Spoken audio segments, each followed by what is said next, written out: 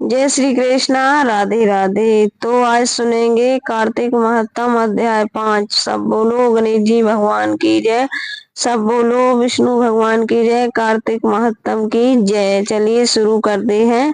पूरा जरूर सुनिए। हाथ में पुष्प लीजिए, तिल लीजिए, उसके बाद फिर आसन पर बैठ के दीपक जलाकर घी का, फिर उसके बाद भगवान विष्णु की साक्षात कृपा है, इस वजह से हम सुना पा रहे हैं और आप लोग सुन पा रहे हैं। तो बहुत हमें भी इसका फल मिलेगा, आपको भी मिलेगा। तो जरूर पूरा सुनिए, पूरा जरूर सुनना चाहिए। तो चलिए शुरू करते हैं। 5वां अध्याय शिव जी का नाम लेके, भोले बाबा का नाम लेके। तो चलिए बोलिए कार्तिक के ठाकुर की जय, राधा कृष्ण की जय। राजा पृथु बोले, हे मुनिवर, आपने कार्तिक और माघ मास का श्रेष्ठ फल का वर्णन किया है। अब आप स्नान की विधि और नियम कहिए। नारद जी बोले, हे राजन, तुम विष्णु के अंश से उत्पन्न हुए हो, तुमसे कोई बात छिपी नहीं है। तथापि मैं नियमों का वर्णन करता हूँ। आश्विन मास में शुक्ल पक्ष की एकादशी से कार्तिक के व्रतों का प्रभाव करें। 12 रात्रि रहे, जब तक प्रतिदिन उठे और जल का पात्र लेकर ग्राम से बाहर उत्तर दिशा को जाएं। दिन में सांझ काल जनेऊ को कान पर चढ़ाकर उत्तर को मुख करके भूमि पर तृण बिछावे और सिर को कपड़े से ढक ले। मुख को बंद करके थूकना और श्वास लेना बंद करके मल मूत्र त्याग करें। यदि रात्रि हो तो दक्षिण दिशा को मुख करके शौच करें। शिष्य ने इंद्रियों को हाथ से पकड़कर उठे और मिट्टी लगाकर जब तक दुर्गंध दूर न हो धोता रहे। यह नियम इस तरह गृहस्थी करें। ब्रह्मचारी को इसमें दूना,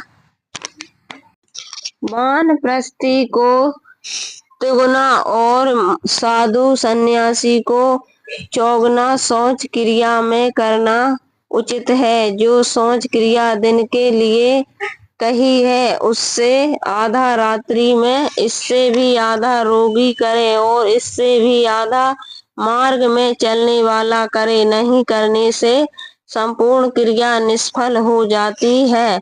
जो मुख शुद्ध नहीं करते, उनको मंत्र भी फलदायक नहीं होते।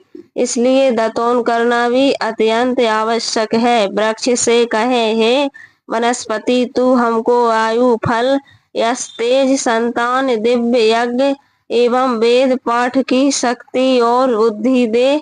इस प्रकार मंत्र को पढ़कर बबूल, गुलार आदि किसी दूध के वृक्ष की 12 अंगुल लंबी दातून लंबे करने चाहिए। श्राद्ध तिथि व व्रत के दिन दातून न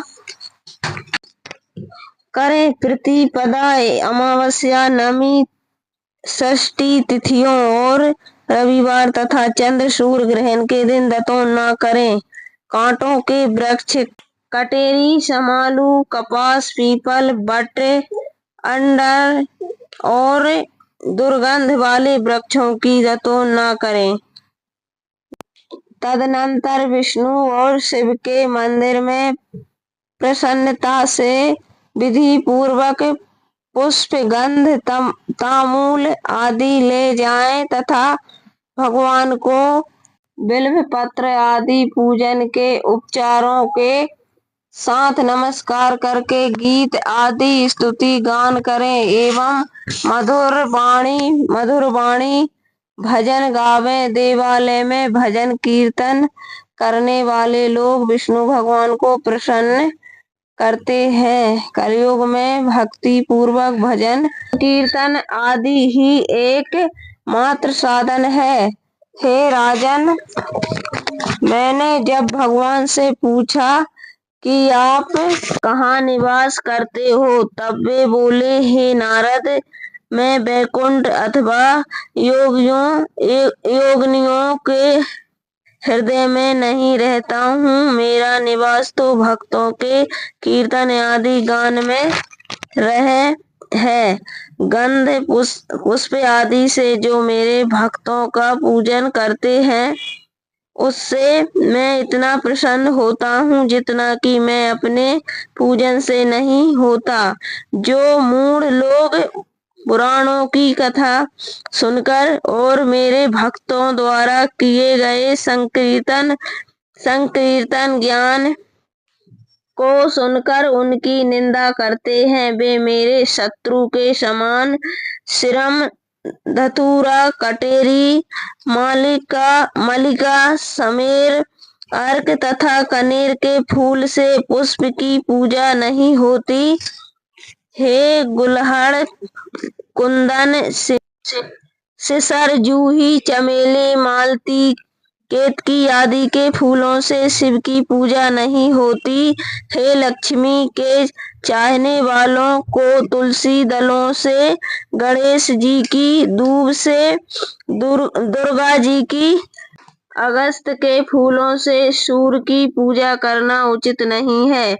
यथा योग फलों की विधि से ही देवताओं की पूजा करके भगवान से क्षमा प्रार्थना करें। हे सुरेश्वर, हे देव, मैं मंत्रहीन, भक्तिहीन और क्रियाहीन हूँ, अतः अज्ञानतावश मैंने आपकी जो कुछ भी पूजा की है वह परिपूर्ण होवे।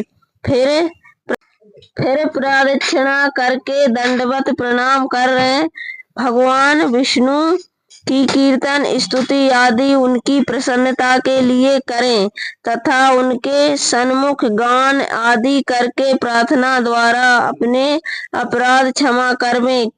कार्तिक मास की आधी रात्रि में विधि पूर्वक विष्णु और शिव का पूजन करने वाले अपने बुजुर्गों सहित निवास होकर वैकुंठ को चले जाते हैं।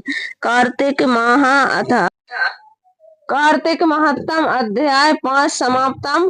कल 6वें अध्याय में जानेंगे आगे की कथा, तो आप सब बने रहिए चैनल के साथ। कार्तिक स्नान की विधि जानेंगे कल के अध्याय में। राधे राधे, जय श्री कृष्णा।